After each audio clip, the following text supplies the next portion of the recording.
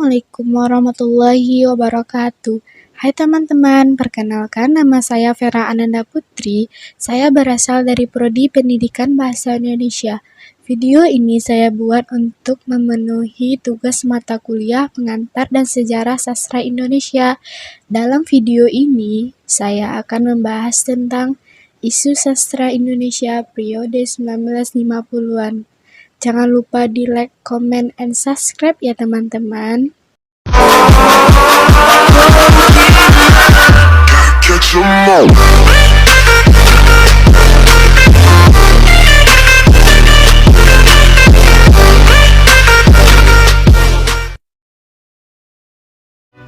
Peristiwa dalam perkembangan sastra Indonesia tahun 1950-an.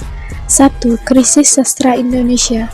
Lingkungan kebudayaan gelanggang seniman merdeka mulai kehilangan vitalitasnya setelah Chairil Anwar meninggal dunia.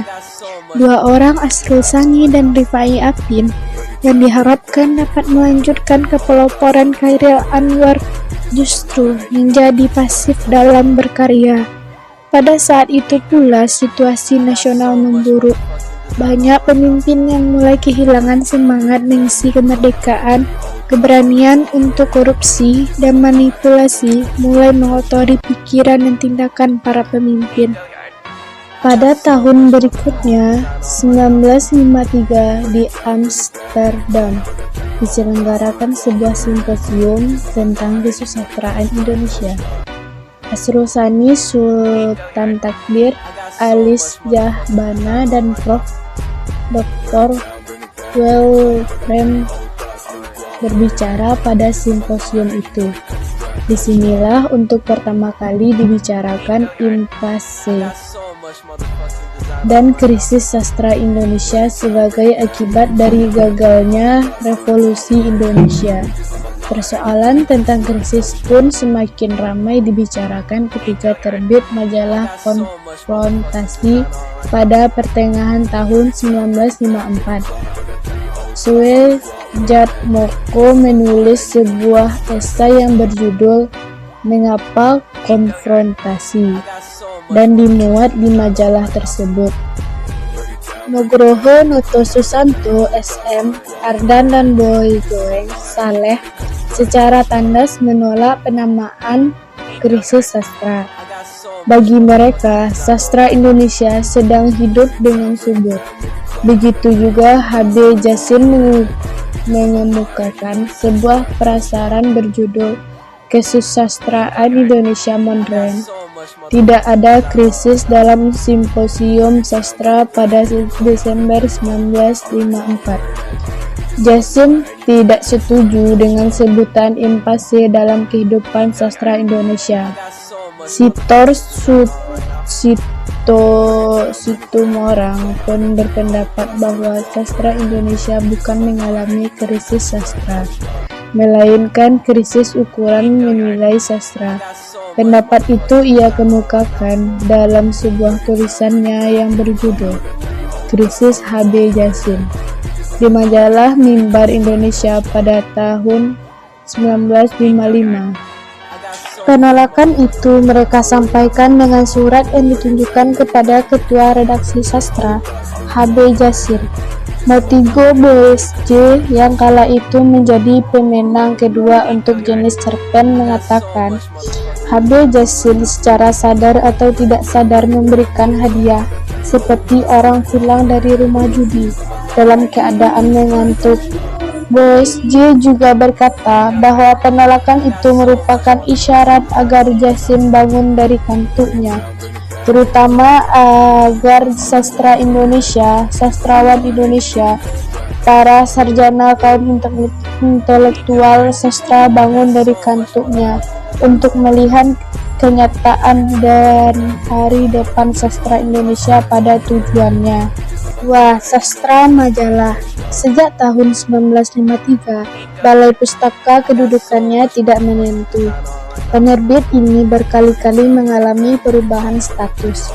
Ditambah lagi, penempatan pimpinan yang bukan ahli serta anggaran yang tidak mencukupi, menyebabkan kemacetan produksi. Oleh karena itu, aktivitas sastra terutama hanya dalam majalah-majalah seperti Gelanggang atau Siasat, Mimbar Indonesia, Zenit, dan Pujangga Baru.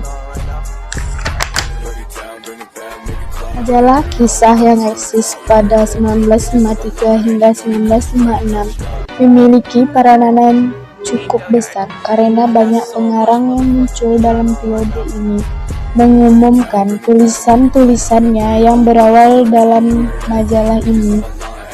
Selain itu, terdapat majalah mahasiswa Kompas yang setelah dipimpin oleh Noto Susanto sangat banyak memberikan perhatian kepada persoalan-persoalan dan karya-karya sastra.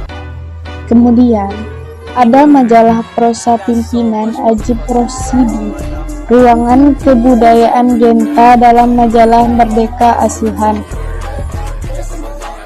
SM, Ardan majalah Seni, majalah Konfrontasi, majalah Cerita, dan majalah Budaya, serta beberapa majalah yang sudah lama seperti Mimbar Indonesia, Gelanggang, dan Siasat dan Indonesia. Ya, Angkatan Terbaru Sastrawan Indonesia. Istilah angkatan terbaru muncul pada tahun 1960. Beberapa pendapat mengatakan istilah ini mencuat disebabkan oleh Ajib Rosidi yang memberikan prasaran sumbangan Angkatan Terbaru Sastrawan Indonesia kepada perkembangan kesusastraan Indonesia di dalam Simposium Sastra Pekan Kesenian Mahasiswa 1960. Padahal di dalam prasaran itu telah Ajib kemukakan dengan tegas bahwa judul prasaran dan istilah angkatan terbaru adalah perumusan pihak panitia simposium. Tepatnya orang itu adalah Nugraha Noto Susanto. 4. Manipul di Kongres BMKN, Badan Musyawarah Kebudayaan Nasional. Dalam Kongres BMKN bulan Juni 1960 di Bandung, tercatat merupakan kongres terakhir. Orang-orang lekra lembaga kebudayaan rakyat mengajukan sebuah usul resolusi yang intinya agar BMKN menerima manifesto politik dan USDEK sebagai landasan kegiatan kerjanya di masa depan. 5. Tokoh dan peran tokoh. Iwan Simatupang menunjukkan tren baru dan membawa udara baru lagi bagi dunia sastra dengan memperlihatkan corak yang unik dengan pemikiran yang bernaas dan orisinal.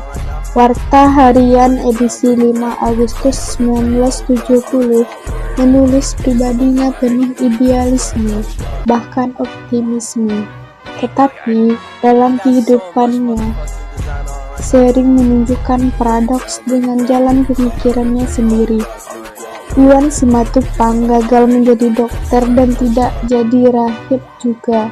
Walaupun dia pintar dan jenius, itu menjadi inspirasi dan dituangkan ke novel merahnya Merah. Pada Juni 1953 dilaksanakan simposium di Amsterdam tentang kemunduran impas krisis dalam seni dan kesusastraan. Berbeda dengan eksistensi Pramoedya Anantatur yang sedang meningkat dengan penerbitan buku-bukunya, karyanya mendapat hadiah pertama sayembara yang diadakan Balai Pustaka. Dia Jang Mejerah yang diterbitkan oleh Pustaka Rakyat Perticikan Revolusi Gapura. Aris Siswo adalah pengarang cerita pendek yang pandai menggunakan peristilahan dari dunia penerbangan. Majalah Kisah 1954. Selain istilah-istilah ilmiah juga banyak istilah musik, seni lukis, dan lain-lain. Banyak pula metafor baru dibentuk dari peristilahan cabang-cabang kesenian tersebut. Pada tahun 50-an, filsafat Barat dan Timur berpengaruh pada kebudayaan Indonesia baru. Keduanya membentuk pandangan hidup yang diperlukan manusia ini disebabkan oleh keterbukaan dan kesempatan yang diberikan kepada keduanya untuk berkembang di Indonesia. Dalam karangannya, Kemana Arah Perkembangan Puisi Indonesia dalam Bahasa dan Budaya, tahun 2, nomor 2, Desember 1953. Slamet Muljono menganggap dengan positif filsafat eksistensialisme yang mempengaruhi kesusastraan Indonesia satu bahaya. Rosihan Anwar dalam tajuk Rencana Pedoman 7 Desember 1954 mengatakan bahwa H.B. Jassin menyajikan pengarang baru yang banyak memberi harapan dan menarik batas pemisah antara pengarang-pengarang baru itu dengan angkatan pengarang sebelumnya. H.B. Jassin menyatakan bahwa Nugroho yang menerangkan pembagian 45 sampai 50 dan 50 sampai 54 dalam majalah Kompas. Dinyatakan bahwa tahun 50 sampai 51 sampai 52 diduga dimaksudkan oleh simposium di Amsterdam, ditandai oleh krisis. Tahun-tahun yang dimaksudkan melahirkan hasil-hasil juga tahun-tahun sesudahnya, baik yang berupa buku maupun yang termuat di majalah-majalah. H.B. Jassin tidak membandingkan tahun-tahun sesudah 50 dan sebelum 50. Satu hal yang disesalkan oleh Berthold Rosihan mengatakan alangkah tepatnya peralihan dari satu angkatan ke angkatan berikut, seolah H.B. Jassinlah yang menentukan angkatan-angkatan maupun pengarang perseorangan menyatakan dirinya sendiri, dan jika terjadi demikian ia akan menyatakannya. Rosihan menunjukkan adanya ketegangan-ketegangan dalam masyarakat karena masyarakat baru sampai pada kulitnya saja dari barat, sebelum sampai pada intinya, dan menjadikannya daerah daging milik masyarakat sendiri.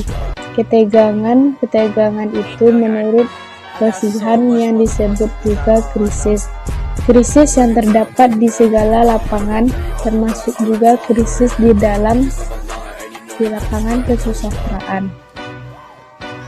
Menurut Berthold, dengan memakai hasil-hasil Pramoedya Anantatur, Jassin mencoba membuktikan bahwa tidak ada krisis kesusastraan dalam tahun 1949. Diterbitkan tidak kurang dari 7 hasil-hasil karangannya, satu produksi yang hebat dan dapat dimengerti sebagai reaksi seorang seniman terhadap revolusi dan perang. Beberapa bulan sebelum penyerahan kedaulatan, Pram dibebaskan, dan ketika itu selesai manuskrip beberapa novel, dan dalam bulan-bulan kemudian dia menulis seakan ada satu demam penciptaan.